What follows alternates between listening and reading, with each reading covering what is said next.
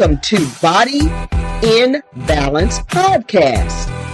I am your host, Charlotte Johnson, the certified licensed physician assistant, sent here to kick some knowledge your way once a week for the purpose of educating, informing, and enlightening this audience concerning physical, spiritual, and emotional aspects of our bodies in relation to our Creator, the one, the only, the true and living God.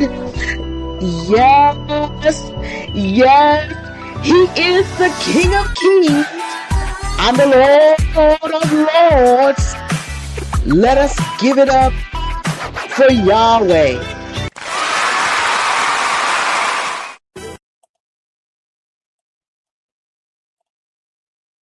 Hello there, hello there, hello there. I'm excited today. We're going to be talking about the new medications out there for weight loss. So we're going to be talking about obesity and the transformation with GLP-1 medications. So let's get started because there's a lot of great information, and I'm going to be showing some slides for you all to watch and get into that will give you more information right away. All right. So our agenda for today's lesson is going to be, we're going to reiterate the importance of movement that we talked about in episode 6, because that was very helpful on making sure that you understood how important it is to increase your circulation, to maintain strength, and to maintain flexibility and movement. The importance of our pancreas. Wait a minute. Who thinks about their pancreas? We talk about our brains, we talk about our hearts, but our pancreas? Well, you watch. You'll see how important that pancreas is to you. Diabetics know. The third thing we're going to be getting into is how these new GLP-1 medications work. People, you need to understand what you're putting in your body. You've got to understand, how does it help? How does it make you better? What is it doing? What effect does it have? We're going to talk about that. And we're also going to be talking about the benefits and the risk of medications. So, part of what we're going to be doing is understanding the importance of the renewing of our mind, the transforming of our minds. We have to be able to understand the importance of transforming your mind, thinking a different way, thinking of your body as a temple. You've got to understand the importance of thinking of your body as a temple, because you're going to take care of it in such a way. So, short walks. You remember we talked about this in our last episode. We talked about not driving around in the grocery store parking lot, the mall parking lot, for 2 minutes, 3 minutes, trying to get a parking spot close. Park in the back. If God has blessed you to have the activity of your limbs, use them. Walk. Get that exercise. You see those stairs, you see the elevator. Use the stairs. 2 flights of steps is not going to hurt you. That's going to be good. It's going to strengthen your limbs. It's going to exercise your heart and invigorate your circulatory system. You want to do that. Regular exercise is important. Yoga, Pilates, stretching, flexibility, going to Planet Fitness or any of these other gyms for strengthening and weight. Let me tell you something about Planet Fitness. It's a really great place because they have trainers. They have hydro massages. It's a lot of great stuff that goes with having a gym membership. with Planet Fitness. Now, I go there, but I have no other skin in the game with them. Getting it in. Yes, we want to get it in. We want to get that exercise in. I'm putting in a few little things that you can look at. These are mini little bikes that you can stick under your desk. They go up to as expensive as $120 to $130, but I got a mid-range price for $86. There's one for $38 if you're on a little bit thinner budget. And then there is the TheraBand. I talked to you all about that for flexibility and for strengthening. It gives you resistance. That is only $13. You can hook it onto a chair in your office and use it to strengthen your shoulders, your arms. You can pull your arms apart. And as you're pulling your arms apart, while you have that on your wrist, it tends to strengthen your shoulders, back, upper back, and that. Now, let's talk about the importance of our pancreas. This gland has two functions. It's the digestive function, and then it has an exocrine function. When it's an exocrine gland, it releases digestive enzymes to break down proteins, carbohydrates, and fats. When it acts as an endocrine gland, it regulates our blood sugars, whether your blood sugar is too low or too high. If it's too high, it's because you don't have enough insulin. If it is too low, it's because you don't have enough glucose. And so glucagon is released to start to control that glucose. I'm going to jump back and minimize this. I'd love to show you all a video, and I'm going to do that right now. I'm going to show a video clip on the anatomy of the pancreas. The role and anatomy of the pancreas. The pancreas is an important organ in the digestive system. It is located in the upper abdomen, directly behind the stomach and next to the small intestine. In most adults, it is between 6 and 10 inches long and 2 inches wide. The pancreas is comprised primarily of a network of tubes or pancreatic ducts that release liquids into the upper portion of the small intestine, called the duodenum. Anatomically, the pancreas is divided into 3 regions: the head, the body, and the tail. The pancreas has 2 functions: endocrine and exocrine. Its endocrine function is to produce the chemicals or hormones that regulate blood sugar, such as insulin. Its exocrine function is to produce enzymes that help to digest food. Pancreatic amylase breaks down carbohydrates or starches into glucose. Proteases break down protein into amino acids, and lipases break down fats. Because these digestive enzymes are so powerful, they are wrapped in a protective layer while they are in the pancreas. To reach the gastrointestinal tract, the digestive enzymes travel through the pancreatic ducts and are eventually released into the duodenum at the major papilla, also known as the ampulla of Vater.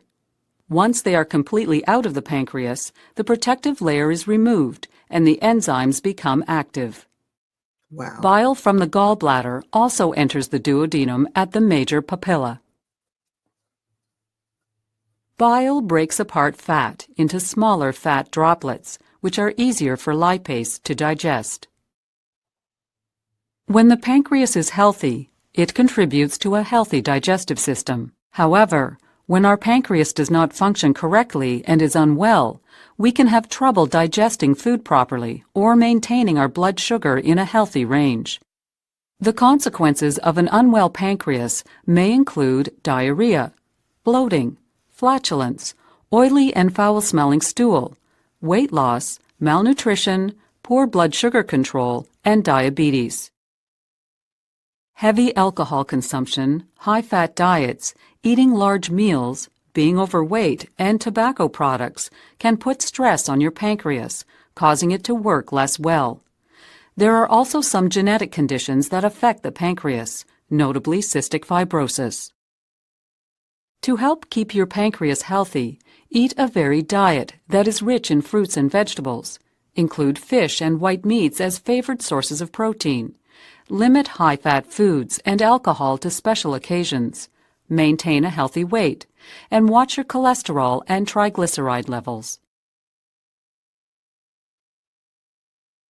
All right. So that was a short little video talking about the things that I just talked to us about. Now we're going to start talking about the GLP-1 weight loss medications. We're going to just talk about these two, semaglutide and tirzepatide. Semaglutide was out there first, and it was discovered as a diabetic medication, and it was called Ozempic. So Ozempic was out first, and in its trial, let me tell you something about new medications. All new medications, once they go through testing and evaluations and trials, then they come to the market and they go through the FDA. They go through the FDA, they get approved, and then all the people that use those medications, when drug reps come to your doctor's office and give samples, they're giving those samples for you to try that medication. Your doctor talks to you about using those medications, and now you are in a trial. You are in a trial to see how these things work. Well, what happened, people were using Ozempic and they were noticing that patients that were overweight but had hemoglobin A1Cs over 6.5 that were using the Ozempic lost a lot of weight. So then they started investigating the medication even the more. When they did, they decided to make another medication called Wegovy. Wegovy is the same exact medicine as Ozempic. Now we're getting into the business part of medications. Ozempic was for diabetics, and insurance companies would pay for that. Wegovy, if you did not have or do not have a hemoglobin A1C over 6.5, making you clinically a diabetic, then you could not use the Ozempic. So they had to give you Wegovy. That would distinguish you from the diabetic patient that was going to get the medication for weight loss. So it's used as weight loss, but doctors have strict criteria to only give it to those that have BMIs over 30 and hemoglobin A1Cs under 6.5. Then you have to use Wegovy, which is a way for the insurance company to weed you out so they don't have to pay for the medication. That's what that issue is about. So now what goes on is tirzepatide started to make its own medication called Mounjaro. Mounjaro is strictly a weight loss medication. It works the same way as these other GLP medications. And I'm getting ready to show you a little video on how the GLP-1 medication works in the body. GLP stands for glucagon-like peptide 1. Glucagon-like. Now you remember in the last video I showed you, there was a enzyme called glucagon. That's a natural enzyme that is within the body, a natural hormone within the body that's made in the gut and in the pancreas. Now, what these medications are, they're kind of fake news glucagon. They're glucagon-like peptides that work the same way in the gut. So now we're going to talk about how the GLP-1 works in the body. I'm going to show you this video now.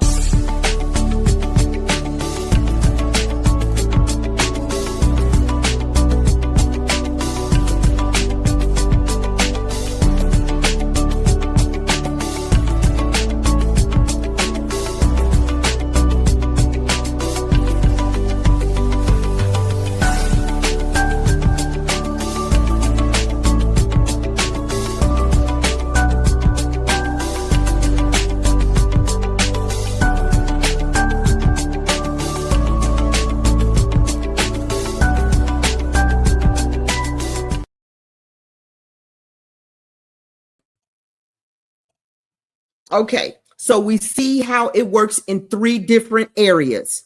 It works in the brain, in the hypothalamus. It works in the gut to slow the gut down.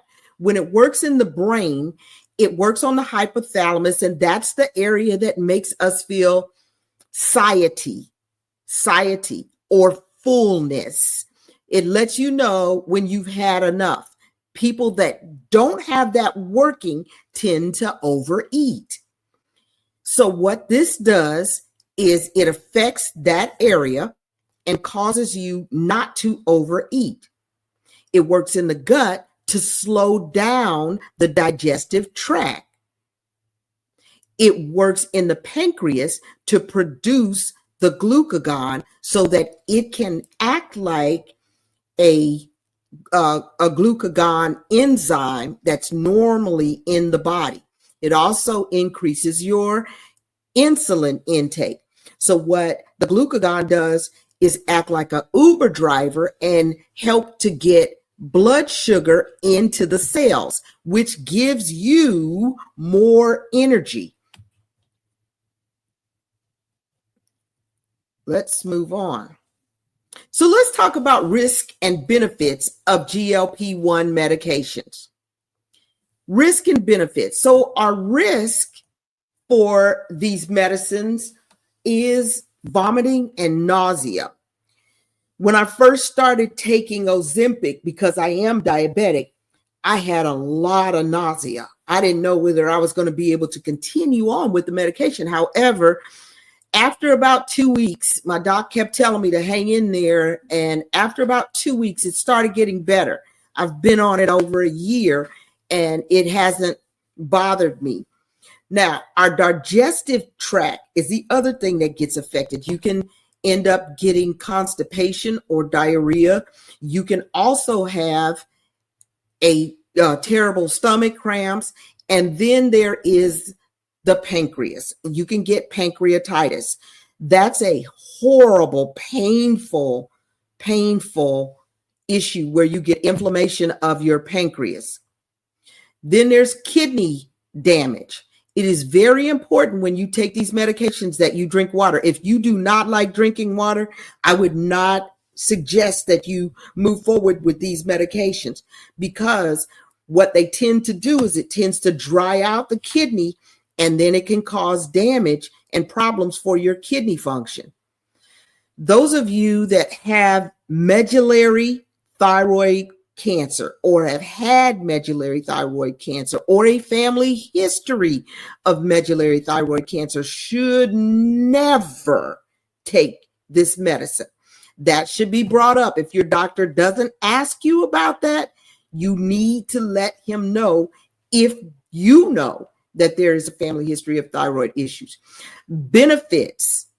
Well, the obvious benefit is what we're talking about today, weight loss. The second thing is diabetic control. And the third thing is the increased energy levels that you can get from these medicines. So, in conclusion, one of the things I want to talk about, I'm going to bring up some questions for you. The first one is there an end to using this medication after you lose weight? Now, my emphasis for continuing to exercise, keeping a well-rounded diet, and that kind of thing while you're on these medicines is for you. to understand. You have got to change your mindset. You cannot want to take this medicine for a year or so, lose 50 to 60, maybe 100 pounds. You can lose all of that weight, but it will come right back if you continue to have the same behavior. You've got to change your mindset. Think about exercising, working out, eating correctly, not eating late at night, not overeating. Make your portion sizes smaller. 2,000 calorie diet is the appropriate diet for most adults. If you are young, 25, and you're a construction worker, maybe a 2,500 calorie diet. If you're outside and working, then that's probably better for you. But for the most adults, you should eat a 2,000 calorie diet with fruits and vegetables included. That would include your proteins. So you need to look at changing your mindset. Studies have not been shown. Remember, I said what they do with these medicines is all the people that are using them, you're in a study. You're in a long-term study, and they don't know the effects of these medications on your body for long-term use. So a year to a year and a half, maybe 2 years, you want to stay on these, get off, lose the weight you're supposed to lose, and move on by maintaining a healthy diet and exercise program. Number 2, what are the areas of the body does this medication work in? Well, I told you, your brain, the hypothalamus, the intestines, and the pancreas. I want to go back to something real quick in one. Parents. I want to speak to the parents of these children, 6, 7, 8 years old. Stop feeding them all this junk food. Stop giving them these juice boxes full of sugar that would cause them to gain weight. These little dollar juices you get at the dollar store that are full of artificial colors and sweeteners.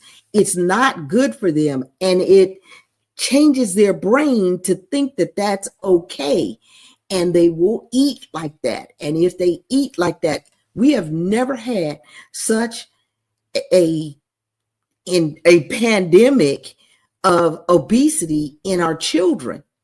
They don't go outside and play like we used to play. We used to get kicked out of the house and don't come back until the street lights come on. We played soccer, we played football, we played tag, we played hide and go seek, we played marbles, we did some of everything, played basketball, football, ran track, had track meets, we rode bikes. We did those things. These children now sit in front of computers, they sit in front of TVs, and they sit in front of their phones, tablets, and all they do is work their thumbs. They just work their thumbs. And so they're not exercising and moving. Parents, I adjure you, please get your children to move. Now, let's go to 3. What are the benefits of using these medications? The obvious one that we've been talking about is weight loss. Now, in a head-to-head study, I did a lot of research on this, and in a head-to-head study that I saw in Johns Hopkins, a 1-year period of Mounjaro at 2 milligrams, which is equivalent to the 1 milligram for the Ozempic, you could lose up to 15%, 15.3% of weight was lost compared to 8.3% on the Ozempic or the Wegovy. All right. Number 4, what are the risks of these medications? They're gut problems, are the most: the nausea, the vomiting, the constipation, the diarrhea, inflammation of the pancreas, which causes severe pain, kidney issues, and it should not go unnoticed. You've got to make sure that you don't have problems with thyroid cancers. Those are the things that I wanted to bring up. I hope that this has been informative for you. I am not pushing anyone to use these medications, nor am I warning you or telling you don't use them. What I am doing is giving you information so that you can have an informed decision.